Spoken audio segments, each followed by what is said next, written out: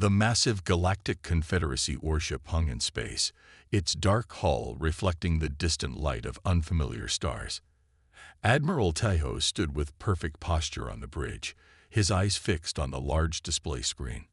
All around him, crew members worked at their stations, the soft peeps and hums of technology filling the tense silence. "Status report," Tahoe ordered. Officer Minna looked up from her console. "All defense systems are at full power, Admiral. The fleet is in position.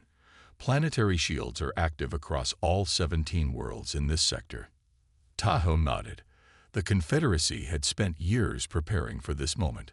Intelligence reports had warned them about the human threat.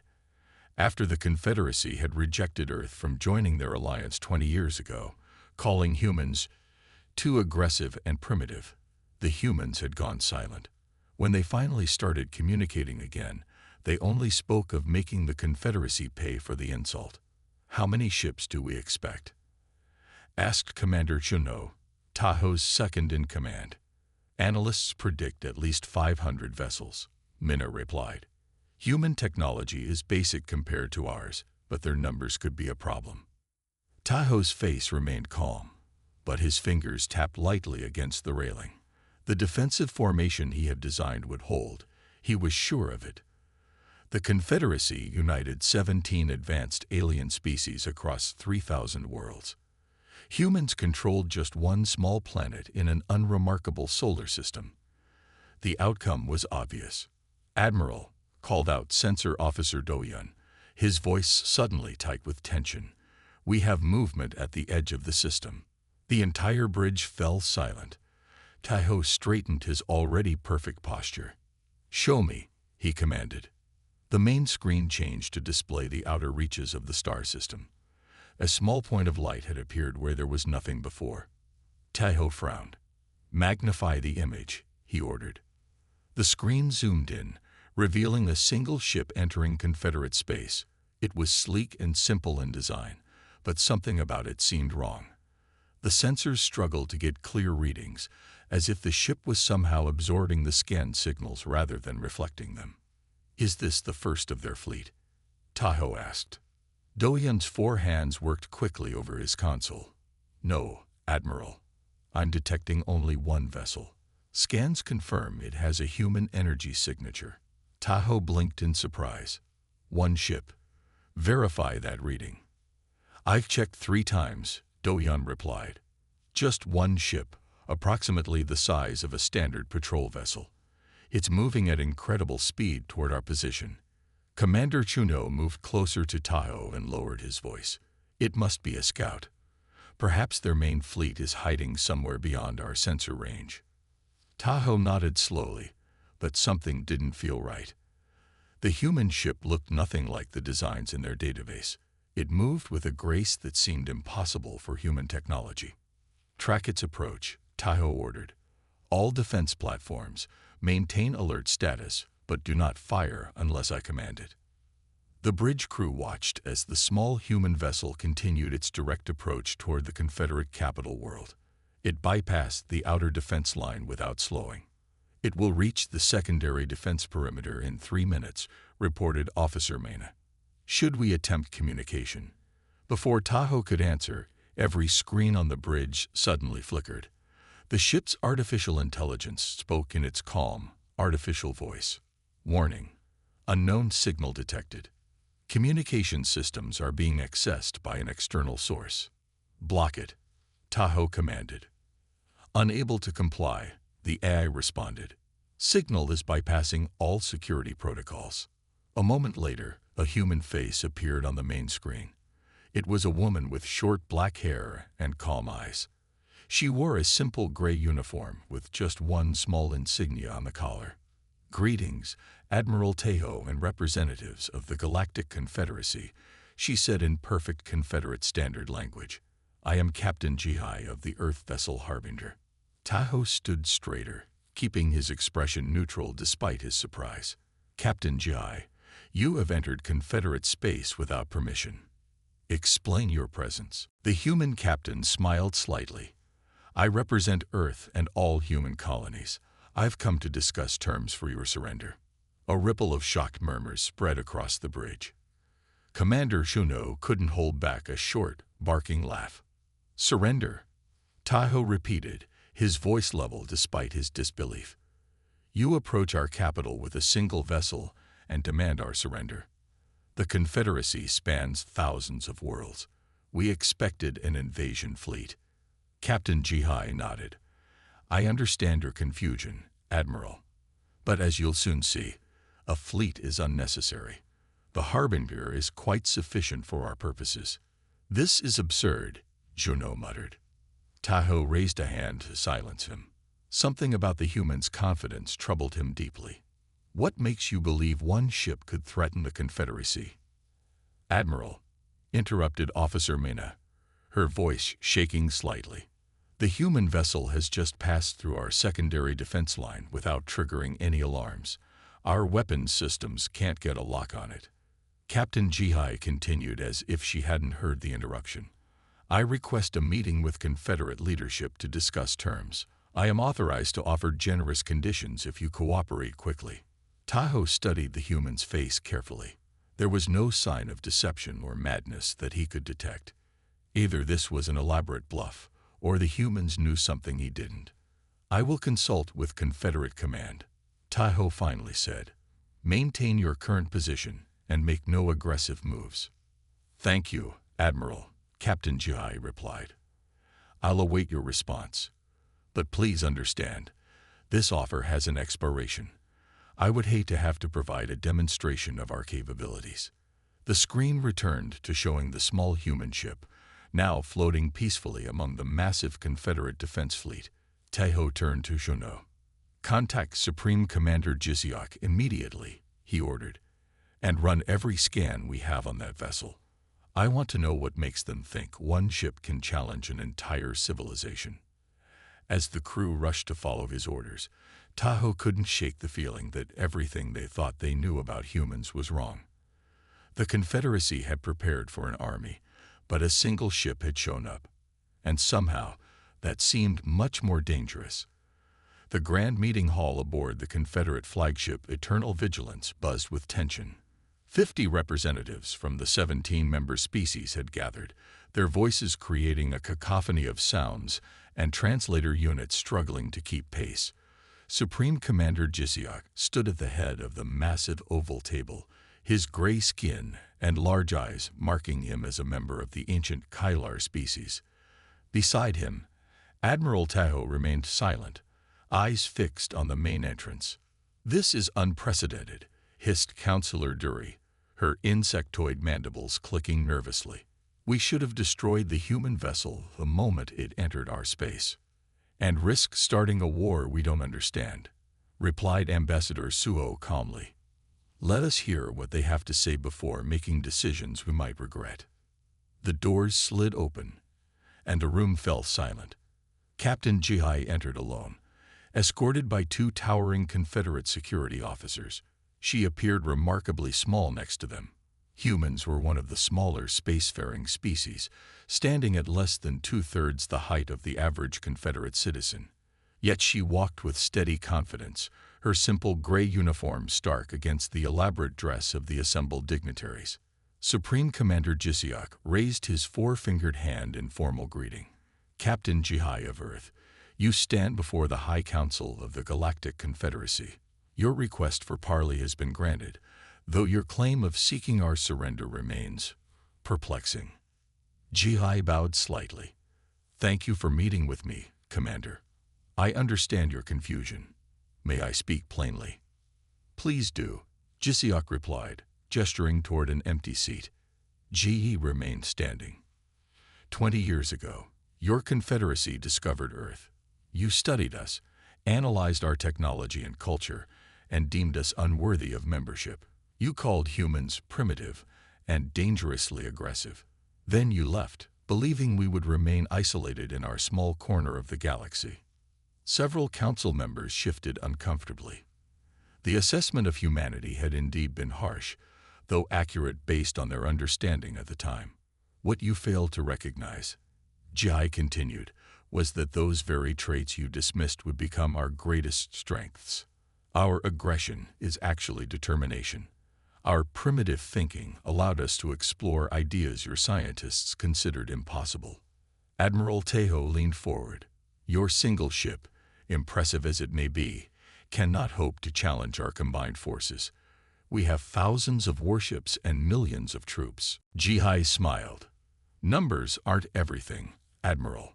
Perhaps a small demonstration would help clarify our position. Before anyone could object, she removed a small device from her pocket. It was just a simple metal cylinder with a single button. The security officers stepped forward alarmed, but Jisiok waved them back. "What is that device?" he asked. "A remote connection to the Harbinger," Jai explained. "I'd like to show you something. May I use your display system?" Jisiok nodded cautiously. Jai pressed the button, and the large view screen at the end of the hall activated. It showed a small, uninhabited moon that orbited the Confederate capital world.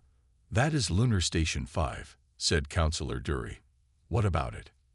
"It serves as your primary antimatter production facility," Jai replied. "It's also where you store reserve fuel for your defense fleet. It's protected by 47 automated defense platforms and a Class 4 energy shield." The accuracy of her information caused another wave of murmurs around the table. This was classified data. "Watch closely," Jai said, pressing another button on her device. On the screen, the moon seemed to shimmer slightly, like heat rising from a hot surface. Then, in complete silence, it simply vanished. One moment it was there, and the next, empty space. Chaos erupted in the meeting hall. Counselors shouted questions while others reached for communication devices. The security officers drew their weapons. Silence. Commander Jisiok's voice cut through the noise. When order was restored, he turned to Jai, his normally impassive face showing clear shock. "What have you done?"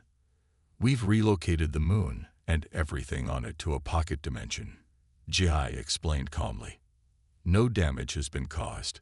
The facility, its crew, and all equipment remain intact, just elsewhere." "Impossible," whispered Admiral Tejo. "Such technology violates fundamental laws of physics." "According to your understanding of physics, yes," Jai agreed. "But we've moved beyond those limitations." The room's communication system suddenly activated. "Commander," a panicked voice reported, "Lunar Station 5 has disappeared. All communication lost. Sensors show no debris field, no radiation signature. It's simply gone." Jisiok stared at Jai. "Return it immediately." "I will," she promised. "But first, please understand what this means. The Harbinger doesn't need weapons to disable your defenses. We could relocate your ships, your defense platforms, even portions of your planets if necessary." She pressed the button again.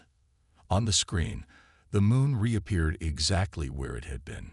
Reports immediately flooded in that all systems and personnel were unharmed, though thoroughly confused. "That was just one small ship," Jihai said into the stunned silence. "Imagine what we could do if we were truly hostile." Ambassador Suho was the first to recover. "If your intention is conquest, why this meeting? Why not simply attack?" "Because we don't want war," Jai replied, her voice softening. "Humans may be aggressive, but we're not stupid. We understand that cooperation is more beneficial than conflict." She walked slowly around the table, meeting the eyes of each council member. "We're offering the Confederacy a choice. Continue to dismiss us and face a conflict you cannot win, or recognize that the galaxy has changed and work with us as equals." Supreme Commander Jisiok studied the human captain for a long moment. "You've given us much to consider, Captain Jai. I request time for the Council to discuss your demonstration." "Of course," Jai replied. "The Harbinger will remain in orbit. I'm authorized to begin formal negotiations whenever you're ready." As she was escorted from the chamber, the council members looked at each other in shock. They had prepared for an invasion fleet, built defenses to repel hundreds of primitive human warships. Instead, a single ship had arrived, and had just rewritten the balance of power in the galaxy. The team of Confederate scientists worked in silence, their focus absolute as they studied the data streaming across their screens. The research chamber, buried deep within the Capital World Science Complex, was sealed against all outside interference. Only authorized personnel with the highest security clearance could enter. Chief Scientist Minho leaned closer to his display, his elderly face illuminated by the blue glow of holographic data. For 3 days, he had barely slept, consumed by the information Captain Gi had shared from the Harbinger's databases. "This cannot be real," he muttered, rubbing his tired eyes. Researcher Sora looked up from her own station. "I verified the calculations 7 times. The equations are sound." "Sound? Yes, but they contradict everything we know about dimensional physics," Minho replied. The door slid open, and Admiral Tejo entered with Supreme Commander Jiziuk. The scientists quickly stood at attention. "At ease," Jiziuk said. "What have you discovered?" Minho gestured to the central display table. A 3-dimensional model appeared, showing the timeline of human technological development. "Here is what we knew about human technology 20 years ago, when we first encountered them," Minho explained, pointing to the beginning of the timeline. "Primitive fusion reactors, basic warp drive, rudimentary shield technology. Nothing remarkable." He moved his hand along the timeline. "After our assessment, we expected them to follow this development path." A blue line extended forward, showing gradual improvements. "This is the normal pattern of advancement we've seen in all known species." "But they didn't follow this path?" Tahoe asked. "No," Sora interjected. "For the first few years after our departure, human technology seemed to stagnate or even regress." She pointed to a flat section of the timeline. "They stopped building starships altogether. Their orbital activities decreased by 60%. We thought they had given up," Minho continued. "But they were actually redirecting all their resources toward theoretical research." He touched a point on the timeline labeled the inflection. 7 years after our assessment, something changed. They made a breakthrough in quantum field theory that led to this." He spread his hands, and the model expanded to show a completely different technological trajectory, one that shot upward at an impossible angle. "What exactly am I looking at?" Commander Jiziuk asked, studying the display. Sora stepped forward. "They abandoned conventional technological development entirely. Instead of improving existing systems, they discovered what they call dimensional manipulation, the ability to alter the fundamental properties of spacetime on a localized scale." Minho nodded. "Their ships don't need powerful engines because they don't move through space. They fold space around themselves. They don't need strong shields because they simply shift any attack into another dimension. They don't need massive weapons because they can temporarily alter the physical constants within a target area." Tahoe's eyes widened. "Is that how they made the moon disappear?" "Yes," Sora confirmed. "They created what they call a pocket dimension, a temporary bubble of spacetime separated from our reality, but still accessible through their technology." The door opened again, and Captain Gi entered, escorted by 2 guards. She nodded respectfully to the commander. "You asked to see me," she said. Jiziuk gestured to the display. "Your technology. Our scientists can barely comprehend it." Gi smiled slightly. "I'm not surprised. It took us years to accept that our own theories were correct." She approached the display table. "May I?" Minho nodded reluctantly. Ji touched the controls, and the display changed to show a complex diagram of the Harbinger. "The ship you see isn't just a vessel," she explained. "It's a nexus point, an anchor in the dimensional fabric. What you perceive as one ship is actually thousands of potential configurations existing simultaneously." "That's impossible," Tahoe stated flatly. "From your perspective, yes," Jihai agreed. "But we've learned that reality is more flexible than we thought. The Harbinger adapts to its circumstances. If attacked, it shifts to the probability where the attack missed. If we need more power, It becomes a configuration with more power generators. She pointed to different sections of the ship's schematic. These aren't just engines or weapons. They're dimensional stabilizers, probability anchors, reality interfaces. The Harbinger isn't flying through space. It's redefining what space means around it. The room fell silent as the implications sank in. Minho was the first to speak.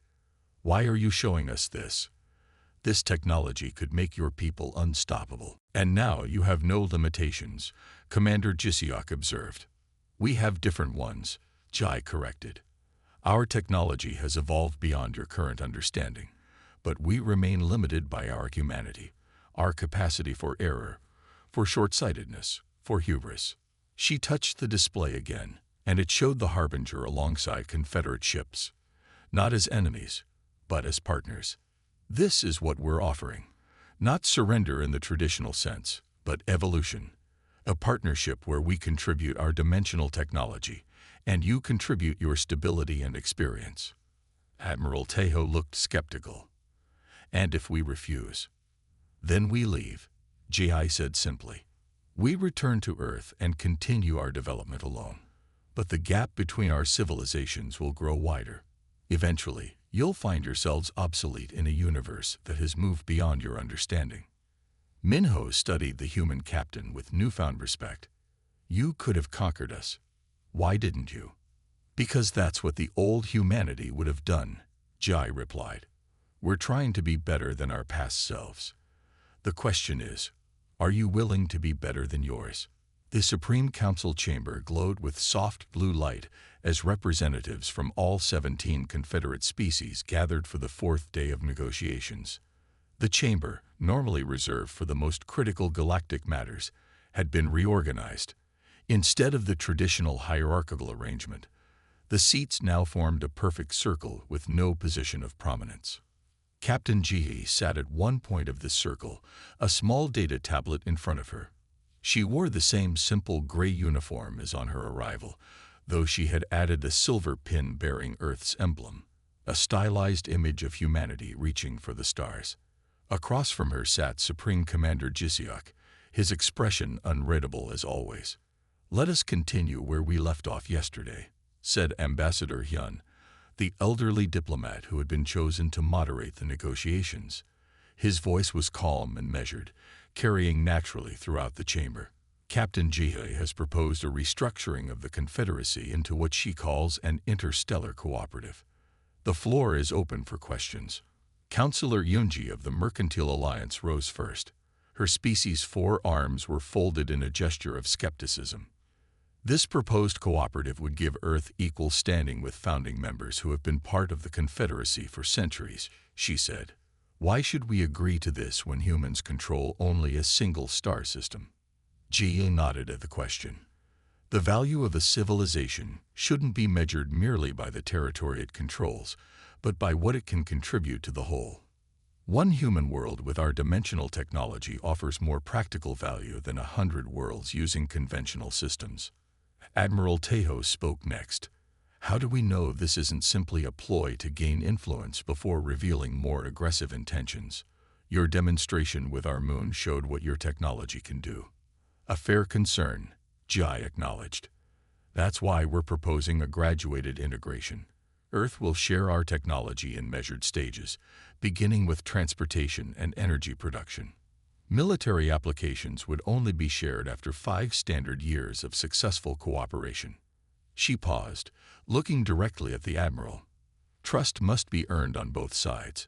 We're prepared to prove our intentions through actions, not just words. A murmur spread through the chamber as representatives discussed this among themselves. Ambassador Hyun allowed this for a moment before calling for order. Minister Jae-hyun, representing the Science Consortium, leaned forward. Your technology seems to violate fundamental laws of physics as we understand them. How can we integrate systems that contradict our scientific foundations? For the first time, Jai smiled fully. The laws weren't violated. They were incomplete. Your scientists will find that dimensional mechanics doesn't contradict conventional physics. It expands upon it. Think of it as discovering another floor in a house you thought had only one level. She touched her tablet, and a holographic display appeared in the center of the room.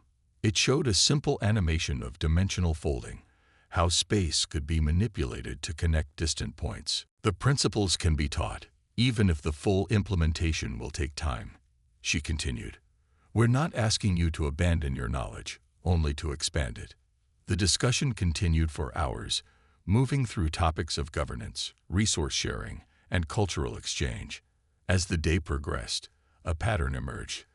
Initial skepticism gradually giving way to cautious interest. Near the end of the session, General Mincio, the grizzled veteran who commanded the Confederate military forces, asked the question many had been avoiding. What happens if we refuse your proposal entirely? If we decide the risk of integration is too great? The room fell silent. Ji set down her tablet and took a moment before answering. Then the Harbinger returns to Earth, and we continue our separate paths, she said quietly. We would establish a neutral zone between our territories and maintain minimal contact. But understand, we will continue to advance. The technological gap between us, already significant, would grow exponentially. She stood up and walked to the center of the chamber, addressing everyone equally. In 50 years, your faster ships would seem slow to us. In 100, your most advanced worlds would appear primitive. Eventually, you would become a historical curiosity, a civilization that chose safety over growth, stability over potential. General Mincio nodded slowly. And if others threatened you, would you not use your technology against them? We would defend ourselves, yes, Jai admitted, but conquest has never been our goal. 20 years ago, you judged humanity as too aggressive to join your confederacy. We've spent those years not only advancing our technology, but also evolving our thinking. She returned to her seat. Ironically, it was your rejection that forced us to look inward, to question not just what we could do, but what we should do. The humans you meet today are not the same ones you dismissed 2 decades ago. As the session came to a close, Ambassador Hyun called for preliminary positions from each delegation. To everyone's surprise, 14 of the 17 species indicated tentative support for continued negotiations toward a new cooperative structure. Outside the chamber, Admiral Taeho approached Captain Geely as she prepared to return to the Harbinger. One question has been bothering me, he said, keeping his voice low. You said humans redirected all resources toward theoretical research after our assessment. But how did you know which theories to pursue? The dimensional manipulation you've achieved seems too specific to have been discovered by chance. Jae studied him carefully before answering. When your scientists examined our world, they left something behind. Uncertainty. Questions about what might exist beyond our understanding. Sometimes, Admiral, the greatest gift is not an answer, but a better question. She smiled again, more gently this time. Tomorrow we discuss the practical steps of integration. I believe we're making excellent progress. As Ji departed with her escort, Tahoe remained in the corridor, wondering if the Confederacy had made its greatest mistake 20 years ago, or if they were about to make it now. 1 year had passed since the arrival of the Harbinger. The once tense atmosphere of the Confederate capital world had transformed. Today, the Grand Plaza outside the new cooperative headquarters buzzed with activity as thousands gathered for the integration ceremony. Sunlight gleamed off the Harbinger as it hovered silently above the plaza. The ship looked different now. Sections of its hull were transparent, revealing the dimensional technology within. It was both a gesture of trust and a symbol of the new era. Ambassador Jihai stood on the central platform wearing formal diplomatic attire, a blend of traditional Earth design and Confederate styling. Beside her stood Supreme Commander Jiseok and representatives from all member worlds. The crowd below included citizens from every species, their faces turned upward with expressions ranging from excitement to lingering uncertainty. 1 year ago today, Jiseok began, his voice carrying across the plaza. A single human ship entered our space. We had expected an invasion fleet. We had prepared for war. Instead, we received an invitation to evolve. He gestured to the new headquarters behind them, a stunning structure that seemed to shift subtly as one looked at it, incorporating the first public application of human dimensional architecture. The Galactic Confederacy is no more, he continued. In its place stands the Interstellar Cooperative, a union founded not on dominance, but on mutual growth. Jihai turned to face him directly. Because we learned something important during our isolation. Technology without wisdom is dangerous. Power without purpose is meaningless. She walked slowly around the table, looking at each person present. When your Confederacy rejected Earth, you called us aggressive and primitive. You weren't entirely wrong. Humanity has always been driven by conflict, not just with others, but with limitations themselves. Ambassador G stepped forward. When Earth was deemed unworthy of membership in your Confederacy, we did not respond with anger. We responded with determination. We took our perceived weaknesses, our aggressive questioning of limits, our refusal to accept impossibility, and transformed them into strength. She looked out over the crowd. We could have used our technology to conquer. Instead, we chose to connect. The path forward is neither human nor Confederate, but something new we will create together. At a signal from Jiziok, technicians activated the ceremonial display. Above the plaza, a massive hologram appeared showing the first joint project, a network of dimensional transit stations that would reduce travel time between member worlds from weeks to moments. The first dimensional anchor station will begin operation today, Jihai announced. A journey that once took 20 days can now be completed in less than an hour. The crowd erupted in applause. Scientists and engineers who had worked on the project beamed with pride. After months of learning the basics of dimensional mechanics, they had helped build something revolutionary.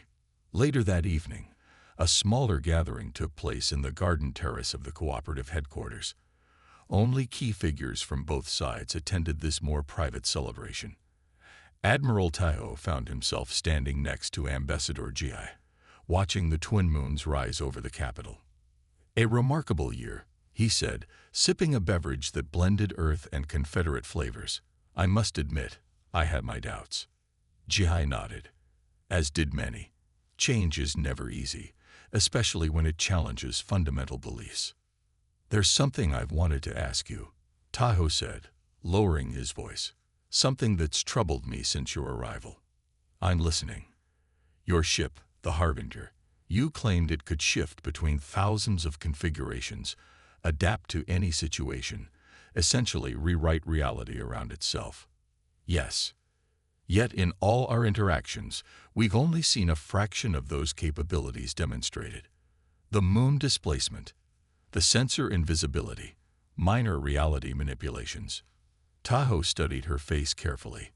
How much of what you told us about your technology was real, and how much was diplomatic strategy? Jihai smiled, her eyes reflecting the moonlight. An interesting question, Admiral. What do you think? Taiho considered for a moment. I think it doesn't matter.